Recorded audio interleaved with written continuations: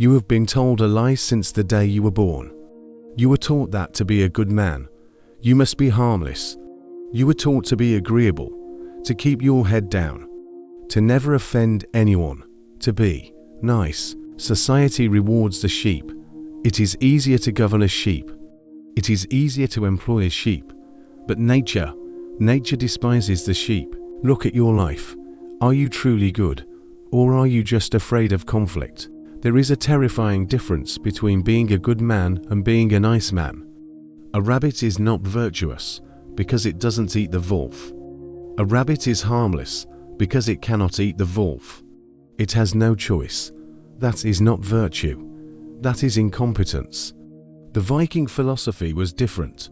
They understood a fundamental truth that the modern world has forgotten. You cannot be peaceful if you are not capable of great violence. If you are not dangerous, you are not a pacifist, you are a victim in waiting. Welcome to the Valhalla Code. Today, we bury the nice guy and forge the dangerous man. Let's dissect the psychology of the nice guy. Why is he so dangerous to himself and others? The nice guy avoids conflict at all costs. He swallows his anger. He suppresses his true thoughts to fit in. He thinks this makes him a saint, but psychology tells us a darker story. When you bury your aggression, it doesn't die. It rots. It turns into resentment. The German philosopher Nietzsche warned us about this. He called it resentment. The weak man hates the strong man because the strong man is evil, but because the weak man is envious of his power. The nice guy eventually snaps. He becomes passive-aggressive. He betrays people in secret because he is too afraid to challenge them in the open. He is the snake in the grass. This is why women subconsciously do not respect the nice guy.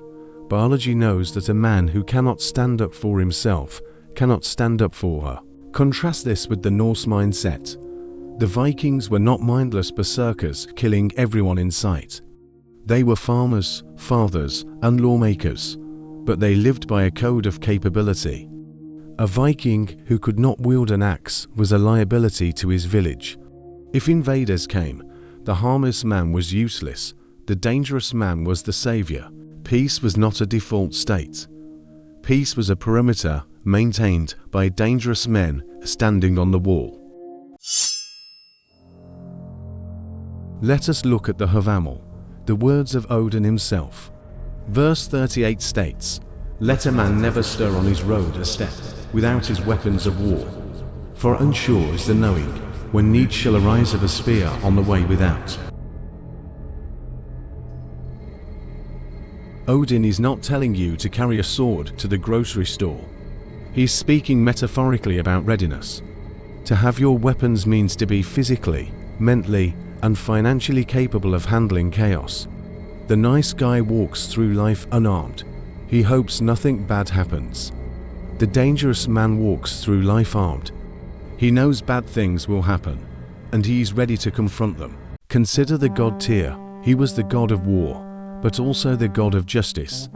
When the gods needed to bind the chaos wolf Fenrir, only Tyr had the courage to place his hand in the wolf's mouth as a pledge. He lost his hand, but he bound the chaos. You cannot bring order to your life if you are afraid of the wolf's teeth. You must be willing to face pain. You must be willing to be disliked. You must be willing to be disagreeable. So, how do you stop being a rabbit and become the wolf? It requires building 3 specific weapons. Weapon number 1, physical capability. It sounds primitive, but your brain is primitive. If you are physically weak, frail, and fragile, your subconscious mind knows you are prey. This creates a background hum of anxiety in your life. When you train to be strong, when you know how to throw a punch, how to strangle, how to lift heavy iron, your posture changes. Your eye contact changes. You don't need to be aggressive. You walk with the quiet confidence of a man who knows he can handle himself. People sense this. They don't mess with the lion, even when the lion is resting. Weapon number 2, articulate speech. Jordan Peterson said, "If you can think and speak and write, you are absolutely deadly." The nice guy babbles. He apologizes before he speaks. He uses and He dilutes his truth to not offend. The dangerous man speaks with precision. He says what he means. He is not afraid of silence. Learn to articulate your thoughts. Read difficult books.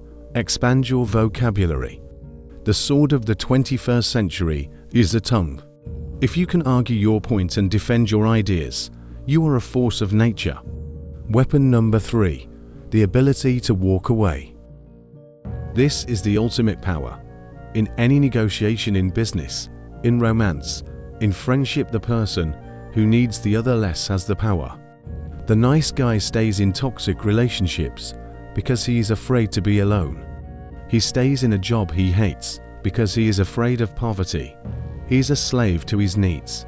To be dangerous, you must build independence. Have savings, have skills, have self-respect. When you look at a boss or a partner, and you know deep in your soul that you will be fine without them, you become uncontrollable. You become free. Now, a warning. Becoming dangerous does not mean becoming a villain. Carl Jung called this integrating the shadow. You must find the monster inside you. The part of you that wants to conquer, to destroy, to take. Do not kill the monster, tame it.